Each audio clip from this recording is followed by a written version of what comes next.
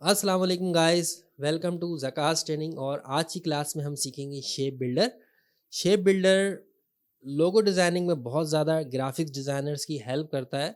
आपने logo designing में different shapes को मर्ज करना होगा, सब्सट्रैक्ट करना होगा, तो ये सब काम आप शेप बिल्डर से एडोबी इलस्ट्रेटर में करते हैं। तो आज की क्लास में बहुत डिटेल में मैं आपको शेप बिल्डर सिखाने वाला हूँ।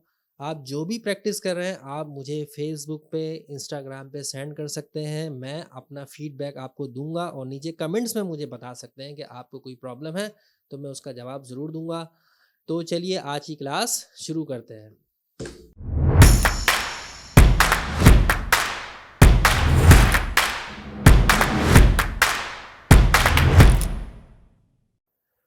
तो गाइस देखिए, स्क्रीन आपके सामने है और शेप बिल्डर हम यूज़ करते हैं यहाँ से। तो शेप बिल्डर को यूज़ करने के लिए हमें कोई ना कोई शेप चाहिए होगा। तो हम सबसे पहले यहाँ पे आगे एलिप्स लेंगे और एक एलिप्स को ड्रॉ करेंगे। और आपने एक बात समझनी है, वो बात ये है कि अगर आप शेप बिल्डर को यूज़ कर रहे हैं तो शेप बिल्डर को यूज़ करने के लिए दो शेप एक दूसरे के ओवरलैप होने चाहिए। अगर शेप ओवरलैप नहीं होंगे तो ये कमांड शेप बिल्डर की अप्लाई नहीं होगी। लेट सपोज अगर ये शेप बिल्डर, ये दूसरा एलिप्स थोड़े फासले पर है, तो अब अगर मैं शेप बिल्डर यूज़ करूँगा तो शेप बिल्डर यूज़ नहीं होगा। तो हमें शेप बिल्डर को यूज़ करने के लिए हमेशा एक दूसरे के ओवरलैप रखना होगा अपने शेप को।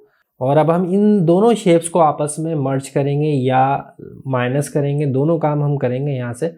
तो ये काम हम करेंगे कैसे, यहाँ से अगर आप गौर से देखें तो शेप बिल्डर पे आप आते हैं। तो शेप बिल्डर आपको यहाँ गाइड भी कर रहा है कि आपने किस तरीके से इसको यूज़ करना है। अगर आप कोई प्रीवियस वर्जन यूज़ करें तो शायद ये ऑप्शन आपको ऐसे ना मिले वहाँ पे। तो फिलहाल मैंने ये शेप बिल्डर सेलेक्ट किया और अगर इन दोनों सर्किल को मुझे मर्ज करना है तो मुझे कुछ नहीं करना होगा। अगर आप गौर से देखें तो आपको एरो के साथ प्लस का साइन नज़र आ रहा है। तो ये प्लस का साइन क्या करेगा गाइस, यहाँ पे आप इससे देखें शेप बिल्डर को क्या कर रहे हैं, जस्ट ड्रैग कर रहे हैं और ये दोनों शेप को आपस में क्या कर रहा है, मर्ज कर देता है। तो बहुत इजीली दोनों शेप आपस में मर्ज हो रहे हैं। बहुत इजी सा टूल है लेकिन बहुत ही पावरफुल टूल है। बहुत अच्छे काम आप इससे कर सकते हैं। लोगो डिज़ाइनिंग में बहुत आपकी हेल्प करेगा ये।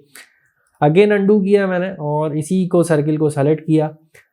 और अगर मुझे प्लस नहीं करना, यानी कि मैंने अगर दोनों शेप को आपस में माइनस करना है, तो मैं यहाँ से सिंपली क्या करूँगा, ऑल्ट प्रेस करूँगा। गाइस तो मैंने सिंपली ऑल्ट प्रेस किया है। ऑल्ट से देखें मेरा जो एरो का साइन था उसके नीचे माइनस का साइन आ चुका है। माइनस मीन कि अब ये माइनस कर देगा शेप को।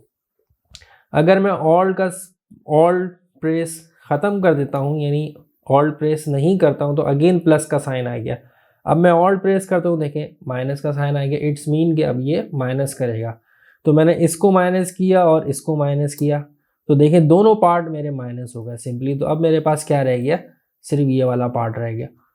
तो अगेन अंडू कर रहा हूँ। आपको समझ में आ रही होगी किस तरीके से शेप बिल्डर काम कर रहा है। अगेन हम यहाँ से इसको स्मॉल कर देते हैं आपको समझाने के लिए। अगेन मैं इसको और थोड़ा सा छोटा करता हूँ और इसकी डुप्लीकेट बना के यहाँ ले आता हूँ। तो पहला काम मैं क्या करता हूँ, यहाँ से दोनों को मर्ज करना है। तो मैं सेलेक्ट करता हूँ शेप बिल्डर और देखें प्लस का साइन आ रहा है और ये इसके साथ मर्ज और ये इसके साथ मर्ज। तो दोनों शेप मर्ज हो गए। लेकिन अब मैंने माइनस करना है तो मैं ऑल्ट प्रेस करूँगा। तो ये वाला पार्ट माइनस पहले सेलेक्ट करना ज़रूरी है दोनों को। अगर सेलेक्ट नहीं करेंगे तो ये नहीं होगा। और ऑल्ट प्रेस से ये माइनस और देन ये माइनस, तो दोनों पार्ट जो थे वो दोनों पार्ट माइनस हो गए।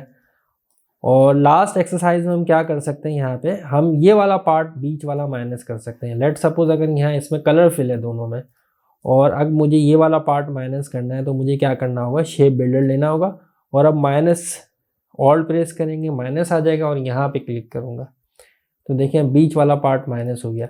तो आप किसी भी पार्ट को माइनस कर सकते हैं, किसी भी पार्ट को मर्ज कर सकते हैं। तो देखें कितना इजी तरीके से हम शेप बिल्डर को यूज़ कर पा रहे हैं। बहुत ही औसम सा टूल है। आप देख रहे हैं कितना औसम काम हो रहा है यहाँ पे। अब इन दोनों तीनों शेप को मैं राइट क्लिक करके ग्रुप कर देता हूँ और फिलहाल उसको उठा के हम यहाँ बाहर रख देते हैं। और अब आगे बढ़ते हैं गाइस, यहाँ से कुछ और अच्छे से औसम से शेप बनाते हैं। तो आपने देखा होगा एक मून आप देखते होंगे बना हुआ। तो मून बेसिकली कैसे बनता है, यहाँ पे सेम, बहुत सिंपल है। अब तो आप समझ ही गए होंगे। यहाँ से मैंने ऑल्ट प्रेस किया, इस पाथ को मैं यहाँ ले आया। तो अब क्या होगा, अगर मैं इस वाले पार्ट को माइनस कर दूंगा तो ये माइनस और ये माइनस दोनों माइनस होगा, ये माइनस। तो अब क्या हुआ, कितने औसम तरीके से ये यहाँ पे एक आप इस तरह का कोई भी शेप बना सकते हैं।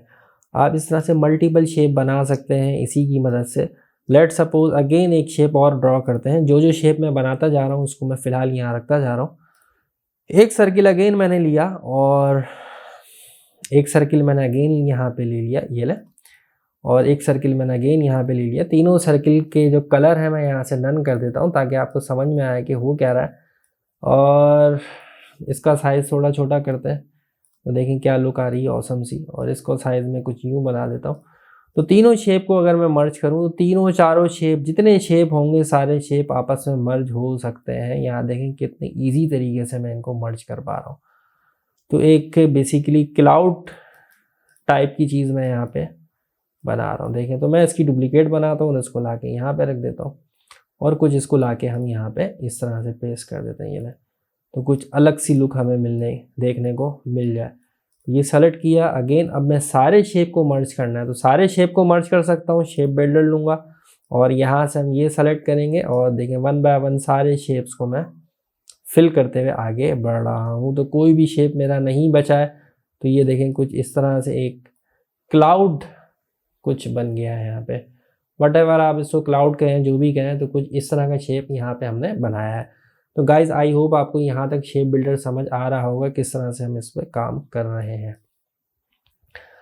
अगेन मैं आगे बढ़ता हूँ और बहुत ही इंटरेस्टिंग सी चीज़ें हम इसके साथ बना सकते हैं। तो अगर मैं यहाँ पे कुछ और एक्सरसाइज करूँ, इन दोनों शेप्स को भी उठाते हैं, हम ग्रुप करते हैं और फिलहाल उठा के यहाँ बाहर रख देते हैं। जो जो हम डिज़ाइन कर रहे हैं उसको हम बना के अपने पास रखते हैं। कंट्रोल 0 से मैं फिट स्क्रीन करता हूँ और शेप बिल्डर एक काम और भी बहुत अच्छे से करता है। अगर मैं यहाँ पे देखें और एक एलिप्स से सर्किल बना दूँ, इसी सर्किल को देखें मैंने यहाँ से कॉपी बनाया।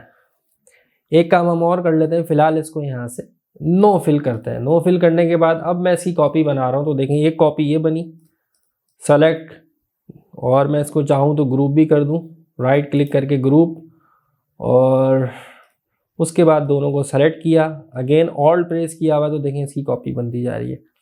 यहाँ तक देखें मेरा शेप कुछ इस तरीके से आ गया। ठीक है गाइस, अब सेलेक्ट करें इसको। सेलेक्ट करने के बाद अब हमने क्या करना है, अब हमने डिफरेंट कलर इसमें फिल करना है। तो जो कलर मैं यहाँ से शेप बिल्डर लेने के बाद लूँगा, लेट सपोज मैंने यहाँ से रेड कलर ले लिया और रेड कलर लेने के बाद शेप बिल्डर तो ऑलरेडी मेरे पास सेलेक्ट किया है। और अब देखें मैं जिस शेप पे क्लिक करूँगा उस शेप वही कलर यहाँ फिल होता रहेगा, जो कलर मैंने यहाँ बनाया होगा। लेट सपोज अब मैं यहाँ पे आके येलो कलर बना लेता हूँ, ये ले।